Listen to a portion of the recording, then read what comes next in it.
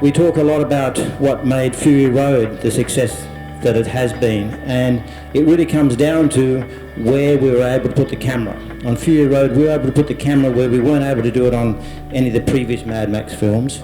and it was because of a new piece of apparatus, which was called the Edge Arm, which is literally a 26-foot arm, which was remote controlled, that we could put a camera out.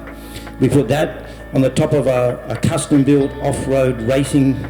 truck, and so then we were able to literally go across the desert at 100 miles an hour, and we had a camera out there that, you know, was totally remote controlled, so there was no issues of safety, there was no issues of what we did with that camera. And so we were able to put the camera in places that you could never do it before, and that gave us an entirely new feeling of being in the middle of the action.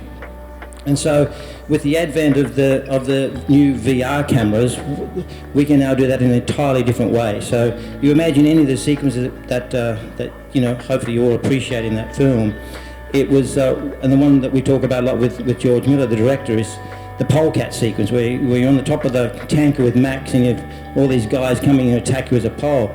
Now, what it would mean now with in that world of VR is that you could be Max, or you could be over Max's shoulder, and everywhere you turned around, there'd be another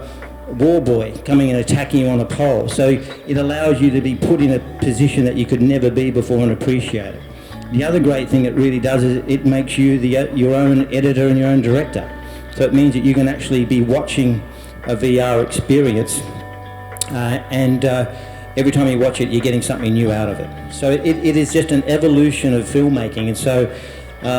I look at it as exactly the same way that we've been making film for a long time, and it's just taking it to the next level, and it's really all about, has to be entertaining, has to be engaging, it has to move the audience in some way, and I believe that that really we're talking about VR now from my perspective as a filmmaking tool, that is exactly the same as when we went from black and white to colour. It's the same as it went from talkies, from silent era to talking films, and I think it's going to have as big an impact as when we went from having film cameras to digital cameras. It's something that's going to be accessible to everybody, and it's going to be a whole new viewing experience.